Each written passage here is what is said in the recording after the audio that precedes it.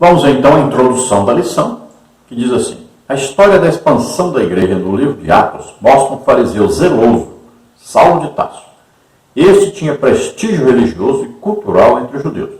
Por isso ele ganhou carta branca das autoridades religiosas para perseguir os seguidores de Jesus e assim tornar-se um implacável perseguidor da igreja de Cristo do primeiro século. É o que estudaremos nesta lição. Então nós vemos que o livro de Atos, ele vai mencionar através de Lucas, que está escrevendo ao seu amigo Teófilo, que tinha escrito já o Evangelho de Lucas, mostrando que Jesus fez, falou, todos os atos, as realizações de Jesus, quando ele estava na terra como homem, desde o seu nascimento até a morte e a ressurreição. Então ele escreveu detalhadamente sobre a vida de Jesus. Agora Lucas está escrevendo Atos dos Apóstolos, escrevendo o quê? Ele está escrevendo o que Jesus continuou a fazer, a falar, através dos apóstolos e dos primeiros discípulos. Esse nome Atos dos Apóstolos não foi dado por Lucas, porque ali, em Atos dos Apóstolos, nós vamos ver ali Atos dos primeiros apóstolos, dos apóstolos seguintes, como Barnabé, Paulo. Vamos ver também de outros discípulos, que, por exemplo, Paulo andou com Silas, andou com Barnabé, que também era apóstolo, andou com Marcos, andou com Lucas, que era médico, o próprio Lucas. Então, e vários outros. Então, são discípulos. Então, o livro de Atos, ele vai abranger tanto o trabalho dos apóstolos, dos primeiros apóstolos, como dos apóstolos seguintes, dos profetas da igreja, daqueles que trabalharam na expansão, na divulgação do Evangelho por toda parte. Nós vamos ver que os prosélitos do judaísmo se converteram no dia de Pentecostes e saíram levando o Evangelho por toda parte. E aí vamos ver o Evangelho sendo pregado, quando veio essa perseguição aí de Saulo, o Evangelho foi sendo levado por toda parte. Aí Filipe foi para Samaria, fez um excelente trabalho lá, depois ainda foi evangelizar o primeiro-ministro da Etiópia. Então, olha só, o Evangelho expandiu, foi para Roma, para todos os lugares. Começou a ser pregado para os judeus e passou a ser pregado a todos. Pedro foi o primeiro, abriu a porta do Evangelho, da pregação para judeus, no dia de Pentecostes, e para gentios, na casa de Cornélio. Abriu a porta, daí para frente os outros aqui foram pregar, tanto para judeus como para gentios. Então Lucas escreve aí, agora a igreja como corpo de Jesus Cristo, Jesus a cabeça desse corpo, e Jesus continua salvando, curando, batizando, libertando, pregando o Evangelho, ensinando, agora através da igreja. O que tem na igreja que tinha em Jesus? O Espírito Santo. O mesmo Espírito Santo que estava em Jesus é o mesmo Espírito Santo que está em cada um de nós. Então, ele dá o poder para se pregar o Evangelho. Ele dá a sabedoria, a inteligência, ele conduz e ele capacita com dons sobrenaturais. Então vamos ver que Saulo persegue tremendamente a igreja no início da igreja.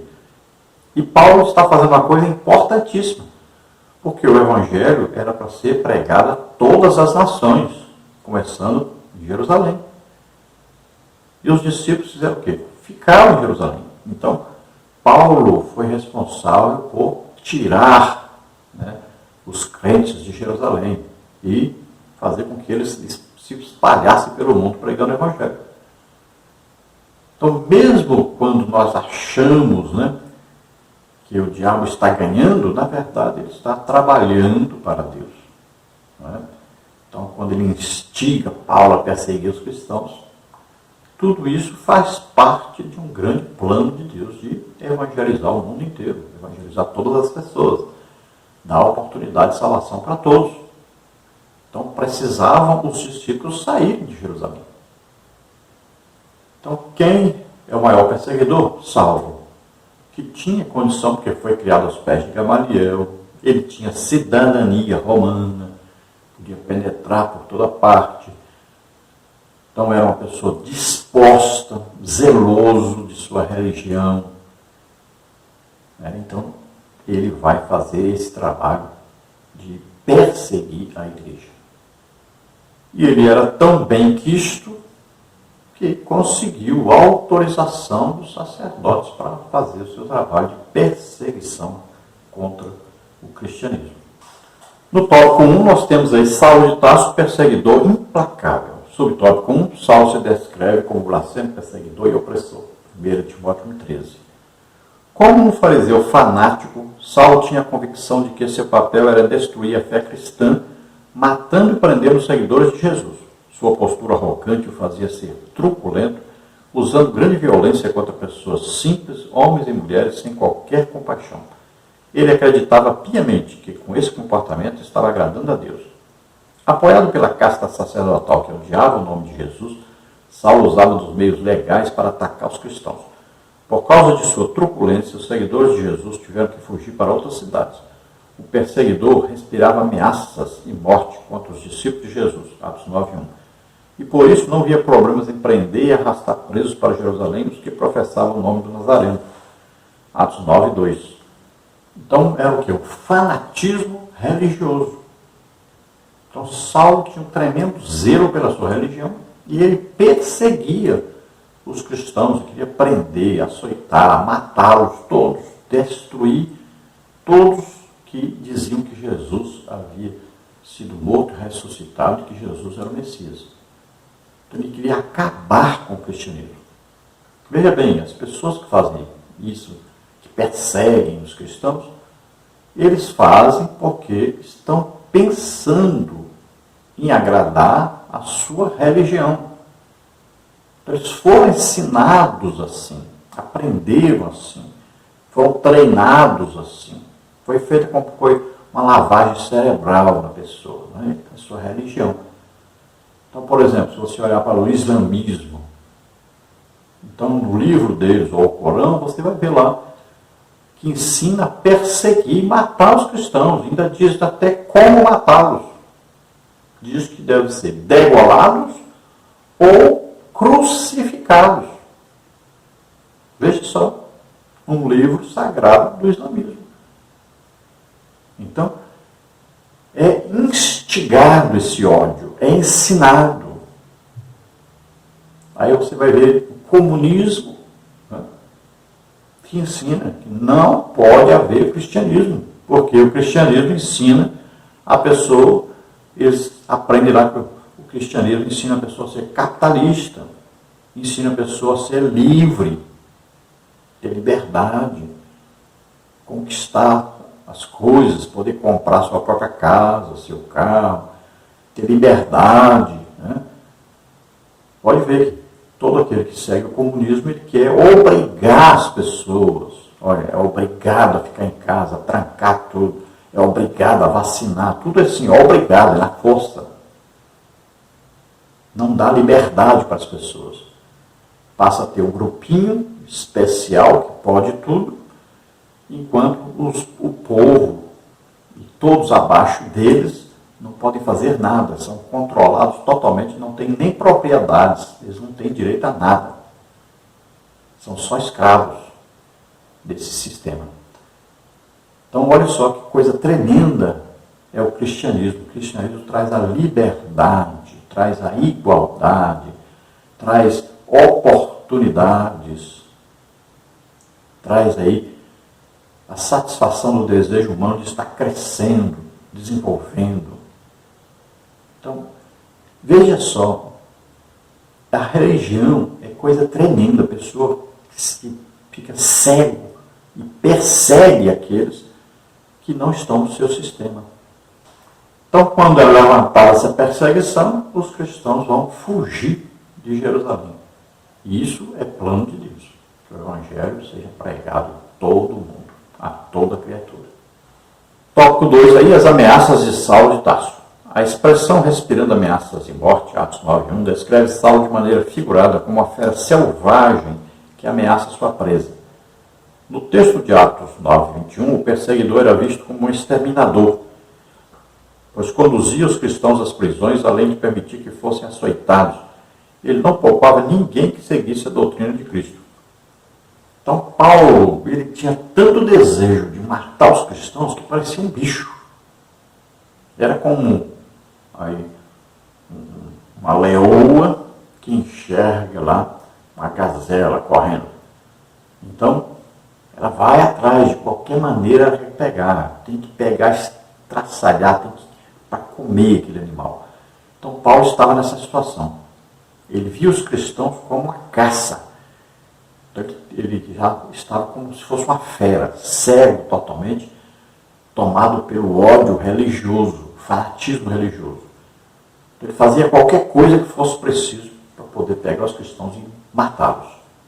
Então esse ódio religioso existe em toda parte, em todo o país do mundo. Existem os grupos que odeiam os cristãos.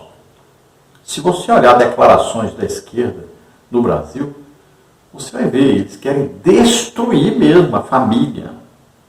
Eles querem destruir mesmo os cristãos. Não se engane. Se pudessem, eles matavam todos os cristãos. Eles nos veem como inimigos. E interessante que você vai ver alguns que se dizem evangélicos, que é claro, desviados, cheios de demônios, né, que ainda fazem parte desse grupo. Se tornam totalmente inimigos do evangelho. Aqueles que já foram salvos, que experimentaram da salvação, se tornam inimigos. Então você vai ver alguns aí que se dizem evangélicos pertencendo a esses grupos de perseguidores aos cristãos. Subtópico 3. Por que Saulo perseguia os cristãos? Os motivos que levaram Saulo a se tornar um perseguidor inclemente contra os seguidores de Cristo eram o zelo destrutivo pela Torá e o suposto fato religioso de que Jesus talvez fosse um blasfemo. Para Saulo, o anúncio de que um crucificado pudesse ser o Messias prometido pelos profetas do Antigo Testamento era um escândalo. Ora, quem fosse suspenso no madeiro, numa cruz, de acordo com a lei, estava sob maldição divina, Deuteronômio 21:23. Por isso, nosso Senhor não passava de um blasfemo para Saulo. Mais tarde, por ocasião de sua conversão, ele descobre que Cristo assumiu a maldição da lei e, por isso, nos livrou desta maldição. Gálatas 3:13. Então, quais os motivos principais que levaram Saulo a perseguir a igreja? Então, principalmente o seu zelo religioso, a defesa da sua religião. Então, ele achava que qualquer pessoa que surgisse dizendo-se Messias, então ele deveria ser morto. Porque para Saulo, o Messias era para ser como todo judeu acreditava. Ele viria como um rei, dominando, destruindo e vencendo os exércitos romanos. Então os livraria da escravidão romana, da servidão. Então ele vinha como um general. Então era um salvador desse jeito que eles imaginavam. Então faltava o quê? Entendimento a Saulo. É evidente que Saulo tinha lido Isaías 53, sabia pelo que o Messias passaria, mas ele não compreendia. Não tinha a revelação do Espírito Santo. Ele viu Deuteronômio dizendo que aquele que morresse numa cruz era o quê? Amaldiçoado por Deus. E mais tarde, quando ele se converte, ele vai entender tão claramente que ele fala sobre isso. Em Gálatas 3:13 ele diz, olha, maldito todo aquele que morrer no madeiro. Ele repete isso. Ele diz, ó, Cristo nos resgatou da maldição da lei, fazendo-se maldição em nosso lugar. Porque está escrito, maldito todo aquele que morrer no madeiro. E ele diz, para que a bênção de Abraão chegasse até nós, os gentios, e para que pela fé recebêssemos o Espírito Santo. Então veja só que as revelações que Paulo recebe depois, exatamente corrigindo, porque ele leu, mas não entendeu. Então, ele agora com o Espírito Santo ajudando, ele vai entender o que estava escrito antes. Ele vai ver Moisés falando sobre um profeta, e agora sim ele reconhece em Jesus o profeta, depois de Saulo. Mas nesse tempo que nós estamos falando, então Saulo era o perseguidor, ele não compreendia as coisas, ele lia, mas não entendia. Quantas vezes nós já lemos a Bíblia antes de nos convertermos e não compreendemos? Veja os católicos romanos, eles leem sobre Maria, vê que Maria teve filhos além de Jesus, mas eles não entendem isso, não adianta. Eles veem, não vai ver na Bíblia lugar nenhum dizendo que Maria ressuscitou, né? Que ascendeu ao céu, que é intercessora. Eles não vai ver isso na Bíblia. A Bíblia católica eu tenho, lá está escrito. Olha lá, 1 Timóteo 2,5. Só há um Deus, um só mediador entre Deus e os homens. Jesus Cristo. Um único. Jesus disse, eu sou o caminho, a verdade e a vida. Ninguém vem ao Pai senão por mim. A Bíblia católica tem isso? Tem, desse jeitinho, bem explicadinho. Mas eles não conseguem entender. Porque não há uma revelação do Espírito Santo. Só existe revelação depois da conversão. Então é preciso se arrepender dos pecados, crer que Jesus levou sobre ele os nossos pecados e ressuscitou. Pronto, a pessoa é salva. Aí o Espírito Santo vem morar nessa pessoa e agora ele compreende as Escrituras. Mas enquanto está no seu zelo religioso, ele não entende. Ele acha que a pessoa está perseguindo a ele. Acha que a pessoa está falando mal de Maria, que a pessoa está condenando, e eles não são idólatras. Ele não entende, não adianta. Então nós temos que pregar Jesus, a hora que a pessoa aceitar realmente Jesus como Senhor e Salvador, se converter, aí o Espírito Santo vai morar nele, e ele vai entender. É assim que funciona. Então, para Paulo, alguém que veio, nasceu, para Paulo Jesus tinha nascido lá na Galileia, não era em Belém. Ninguém perguntou para Jesus onde ele nasceu. Então, Galileu, Nazareno, né, vem a Jerusalém, é crucificado, lugar de maldito. Então, na cabeça de Saulo, não havia lugar para Messias em Jesus. Não adianta. Ele não compreendia isso. Então, o que ele faz? Persegue Jesus e os seus seguidores. E quer destruir essa religião, porque para ele é totalmente falsa. Vamos ver o tópico 2, a perseguição contra a Igreja de Cristo. No subtópico 1, contra os seguidores de Jesus. A perseguição de Saulo contra Jesus era uma perseguição contra a Igreja, o corpo de Cristo, uma instituição divina. Ao passo que ele respirava ameaças de morte, Atos 9:1, contra os seguidores de Cristo, sua intenção era acabar de vez com a Igreja. Ao atacá-la, Saulo atingiu as pessoas que representavam Cristo, dentre as quais havia um homem arguto, defensor do nome de Jesus, cheio do Espírito Santo, cujo nome era Estevão. Mas se por um lado eles mataram Estevão, por outro, potencializaram a mensagem do primeiro mártir da Igreja. Então, enquanto Paulo perseguia Jesus, ele estava perseguindo o corpo de Jesus na terra, que é a Igreja. Então, os primeiros apóstolos e discípulos. Então, a sua perseguição era implacável, era para acabar mesmo com os seguidores de Jesus e tirar o nome de Jesus da face da terra. Então, esse é o desejo dele. E ele encontra, então, um dos seguidores principais de Jesus no início da igreja, que era um dos 7 escolhidos para serem diáconos, Estevão. E você vai ver a Bíblia declarando que Estevão, além de pregar muito bem, de ensinar muito bem, de ser aí um seguidor de Jesus exemplar, ele também era muito usado em sinais, prodígios, maravilhas, em milagres. Então, olha só, um seguidor verdadeiro de Jesus, um imitador de Jesus. Veja bem, não há lugar no Evangelho, na igreja, para quem não é seguidor de Jesus. O discípulo é aquele que aprende com o mestre, é aquele que imita o seu mestre.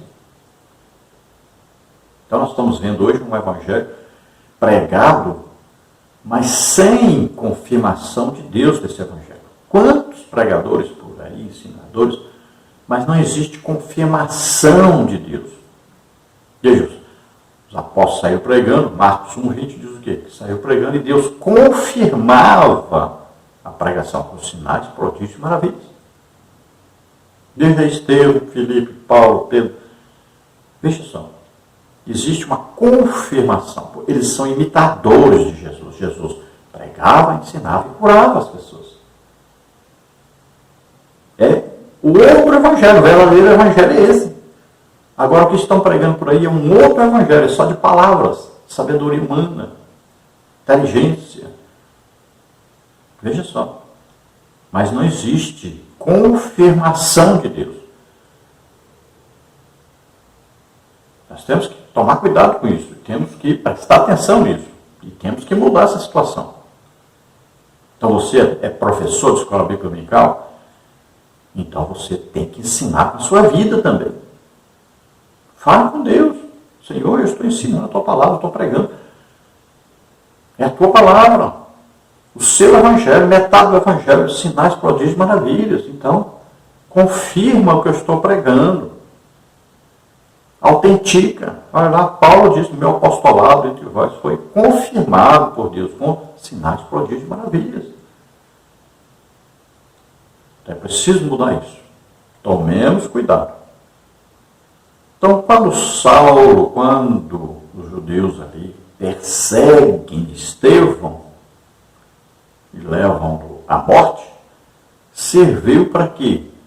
Isso serviu para quê? Para a maior divulgação do Evangelho. Porque o testemunho foi colocado em evidência o Estevão. O Estevão era um homem cheio do Espírito Santo, cheio de fé, cheio de obras, milagres. Então isso fez com que muitos prestassem atenção no Estevão e ouvissem o Evangelho. E realmente viram em Estevão um seguidor de Jesus, um imitador de Jesus. Então serviu para maior divulgação. E maior o quê? Encorajamento daqueles que também eram discípulos. Eles viram que Estevão morreu defendendo o Evangelho, pregando o Evangelho, sendo usado em milagres. Então nós vamos seguir o exemplo de Estevão. Eles ficaram mais corajosos para pregarem mais. E saíram de Jerusalém pregando o Evangelho por toda parte. Sempre quando existe um mártir, existe um crescimento em torno desse mártir e suas ideias. Sempre.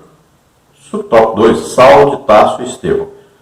Se por um lado Saulo era um erudito que chamava atenção devido à sua cultura judaica, greco-romana e autoridade na Torá, Estevão era um erudito do judaísmo com uma grande capacidade do espírito para confrontar ideias contrárias aos ensinos de Jesus. Atos 6, 9 e 10, 7, de 2 a 53.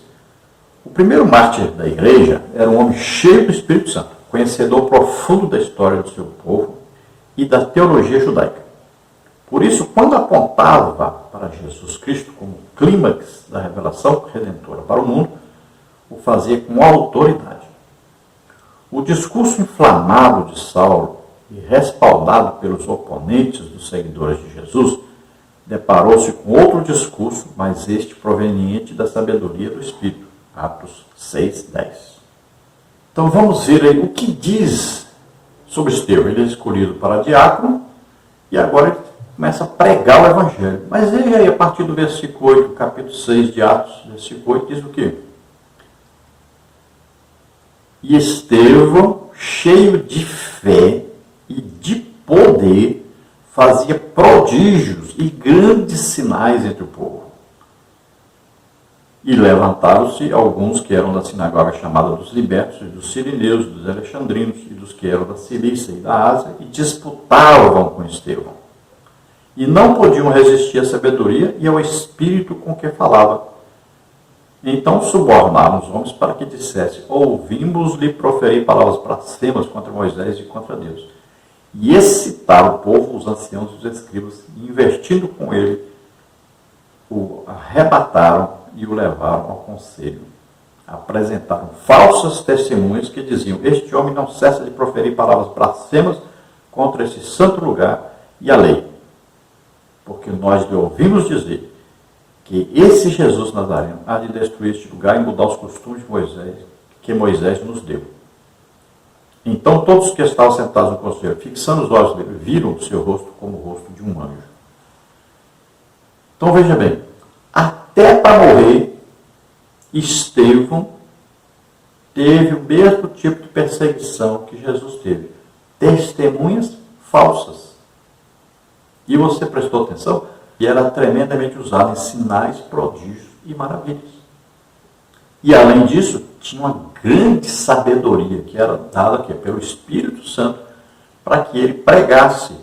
Quando os judeus falavam uma coisa, ele rebatia, dizendo: não, isso quer dizer assim, assim, assim. Então ele trazia a revelação da palavra de Deus para eles. E Paulo viu isto, ouviu isto, diante lá do conselho, né, dos sacerdotes, no julgamento de Estevão. Estevão demonstrou uma tremenda sabedoria e entendimento da palavra de Deus.